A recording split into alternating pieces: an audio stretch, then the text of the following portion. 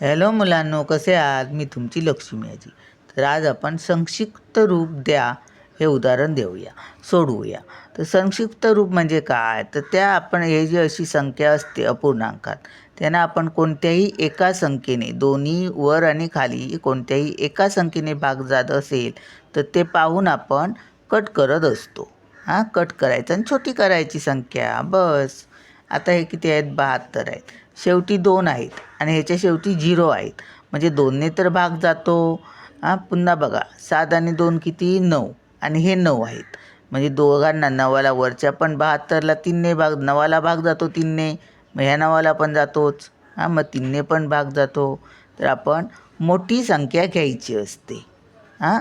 जर आपल्याला 2ने पण भाग जातो, 3ने जातो, 4ने, 5ने. इथे समजा 5 किंवा 0 असतं तर 5ने पण झाला असता.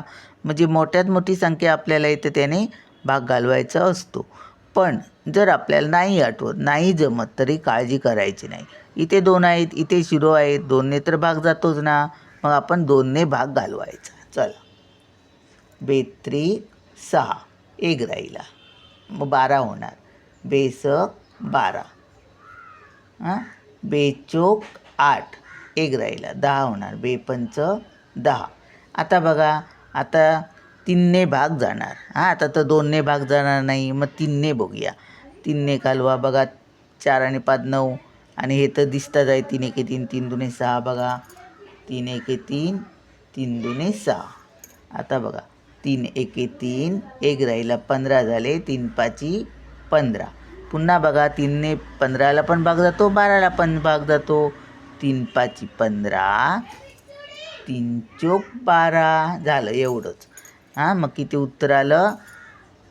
4 वरती आलेत आणि छेदात 5 आलेत. हे आपलं उत्तर आलं. आणि हेच गणित तुम्ही दशांशमध्ये उत्तर काढायचं असलं तर 4/5. 4/5 भाग जातो? नाही जात. मग काय करणार आपण? भाग नसतील 0 घेणार, वजा 0, उत्तर खाली 4 आले. मग काय करायचं? दशांश चिन्ह घ्यायचं, याच्यावर एक 0 घ्यायचं. 5 8 40. पहिल्याच येतात भाग गेला. एक दशांश चिन्हानंतर एकच अंक एकदाच 0 घ्यावा लागला म्हणजे उत्तर तेवढंच. 0.8. 0.8 हे उत्तर. असं लिहायचं किंवा असं लिहायचं. चला मग भेटूया पुढच्या व्हिडिओत. बाय.